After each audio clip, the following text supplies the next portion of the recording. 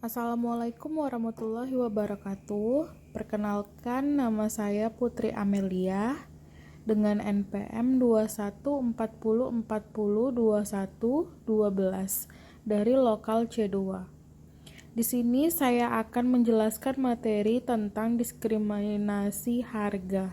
Diskriminasi harga adalah suatu strategi makroekonomi yang banyak sekali diterapkan oleh para produsen. Dalam strategi diskriminasi harga ini, suatu produk dijual dengan harga yang berbeda dan pada pasar yang berbeda. Jadi, pada produk yang sama, dua orang bisa saja memperoleh harga yang berbeda. Jenis-jenis diskriminasi harga ada 3 tingkat. Tingkat pertama, diskriminasi harga tingkat pertama atau yang sering disebut dengan diskriminasi harga sempurna, umumnya terjadi saat suatu perusahaan mampu memberikan harga yang lebih tinggi, yang bersedia dan juga mampu dibayar oleh setiap orang. Tingkat kedua, pada jenis diskriminasi harga ini, perusahaan akan menggunakan volume pembelian sebagai alat ukur kesediaan dalam membeli. Volume pembelian pun nantinya akan menunjukkan bagaimana pihak pelanggan dalam menilai suatu produk. Tingkat ketiga, diskriminasi harga jenis ini bisa terjadi bila perusahaan mampu mengelompokkan pelanggan pada beberapa segmen dengan berdasarkan variabel geografis ataupun variabel non-volume lainnya. Keuntungan diskriminasi harga. Yang pertama, peningkatan pendapatan, di mana diskriminasi harga pada perusahaan mempunyai dua sisi yang berbeda. Untuk perusahaan, mereka masih tetap bisa bertahan walaupun memang tidak bisa memperoleh keuntungan yang besar. Namun, perusahaan lainnya, strategi ini bisa saja menimbulkan kerugian. Salah satu contoh perusahaan yang bisa menggeruk keuntungan dari diskriminasi harga adalah perusahaan transportasi. Yang kedua, peningkatan layanan konsumen, di mana bila strategi diskriminasi harga mampu memberikan peningkatan yang signifikan pada perusahaan, maka mereka juga bisa meningkatkan layanan pada konsumen. Caranya adalah dengan menggunakan hasil dari strategi ini agar bisa memenuhi keperluan konsumen.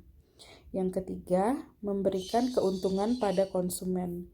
Selain mampu memberikan keuntungan pada produsen, diskriminasi juga mampu memberikan keuntungan bagi konsumen. Contohnya, ada harga khusus untuk lansia. Biasanya, pendapatan lansia tentu lebih rendah daripada pekerja aktif, sehingga mereka akan sangat terbantu dengan adanya harga yang murah. 4. Mengelola permintaan konsumen. Pihak perusahaan bisa melakukan pemerataan permintaan konsumen dengan adanya strategi ini. Contohnya adalah dengan cara memberikan harga murah untuk tiket transportasi di pagi hari, sehingga secara tidak langsung akan mendorong pihak konsumen untuk melakukan perjalanan di pagi hari agar bisa memperoleh harga yang lebih murah. Hal tersebut bisa dilakukan agar bisa menghindari membludaknya permintaan konsumen untuk melakukan perjalanan di malam ataupun siang hari. Ada 4 kerugian diskriminasi harga. Yang pertama, harga yang terlalu tinggi untuk beberapa orang, di mana bila ada konsumen yang merasa diuntungkan dengan adanya harga yang lebih rendah, tentunya akan ada juga konsumen lainnya yang dirugikan karena harus membayar dengan harga tinggi. Contohnya, untuk konsumen yang harus melakukan pembelian pesawat pada jam sibuk, yang mana umumnya harga yang ditetapkan jauh lebih mahal daripada jam biasa. Hal ini akan membuat strategi tersebut menjadi tidak efisien. Yang kedua, surplus konsumen menurun. Pada surplus konsumen menurun, penerapan diskriminasi harga akan membuat surplus konsumen menjadi lebih rendah dan mengakibatkan kesenjangan yang semakin besar di akibatnya sekitar masyarakat. Hal tersebut akan terjadi bila perusahaan menerapkan diskriminasi harga tingkat pertama. Ketiga, ketidakadilan bagi konsumen. yang dimana walaupun strategi ini ditetapkan dan dilakukan dengan berdasarkan kelompok sosial tertentu saja. 2. Surplus konsumen menurun. Penerapan diskriminasi harga akan membuat surplus konsumen menjadi rendah dan mengakibatkan kesenjangan yang semakin besar di sekitaran masyarakat. Hal tersebut akan terjadi bila perusahaan menerapkan diskriminasi harga tingkat pertama.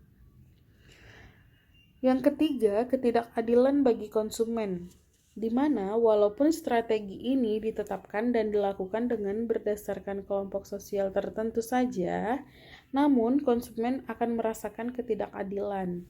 Contohnya, orang dewasa dan lansia harus membayar suatu produk dengan harga yang berbeda.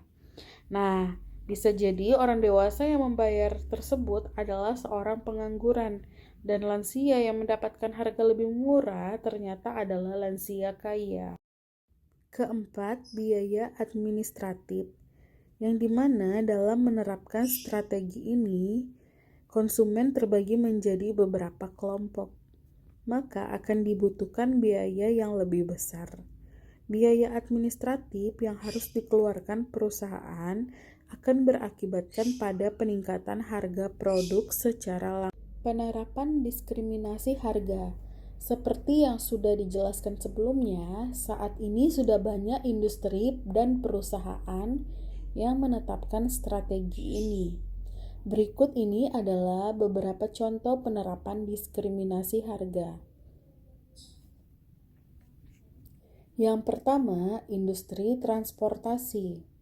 Yang kita ketahui, transportasi adalah industri yang paling besar dalam hal menerapkan diskriminasi harga. Seluruh jenis transportasi saat ini, mulai dari transportasi darat, laut, hingga udara, menerapkan tarif harga yang berbeda-beda. Perbedaan harga ini didasarkan pada berbagai hal, seperti kelas, waktu berangkat, sampai dengan usia. Bahkan ada juga perusahaan transportasi yang membedakan harga dengan berdasarkan waktu pembelian tiket, seperti tiket kereta api yang dijual jauh lebih mahal saat 2 jam sebelum keberangkatan untuk beberapa rute tertentu. Yang kedua, harga retail. Pihak produsen bisa menjual produknya pada satu perusahaan retail yang sama pada beberapa daerah secara bersamaan. Perbedaan harga di dalamnya hanya berdasarkan pada berapa banyak jumlah produk yang dibeli oleh masyarakat di daerah tersebut. Yang ketiga, memberikan kupon adalah cara produsen agar bisa membedakan konsumen mana yang lebih sensitif pada harga dan mana yang tidak. Mereka rela mengumpulkan kupon demi kupon adalah konsumen yang sangat sensitif terhadap harga, sehingga pihak produsen bisa menarik harga yang lebih tinggi untuk mereka yang tidak sensitif terhadap harga. Keempat, harga premium. Harga premium yang ditetapkan pada suatu produk artinya produsen mengeluarkan biaya marginal yang lebih tinggi untuk produk tersebut daripada produk lainnya. Contohnya saja seperti harga teh. Teh biasanya akan dibanderol dengan harga standar. Dengan teh yang diberikan label premium bisa dijual dengan harga yang lebih mahal dari teh standar. Jenis-jenis diskriminasi harga seperti ini sama seperti yang diterapkan pada harga tiket pesawat. Penerapan harga seperti ini akan memberikan keuntungan secara tidak langsung pada produsen, yakni konsumen yang bersedia untuk membeli produk premium dan rela mengeluarkan uang lebih banyak. Keberhasilan diskriminasi adalah strategi ini akan dikatakan berhasil saat perusahaan mampu mencegah pengiriman barang dari pasar yang lebih murah pada pasar yang lebih mahal, atau dengan menghindari penjualan kembali produk dari individu yang membeli produk lebih murah pada individu yang lebih mahal. Untuk itu, biaya transportasi memiliki peran yang penting. Tingginya biaya transportasi akan mengurangi keuntungan yang didapatkan dari penjualan kembali berbagai barang.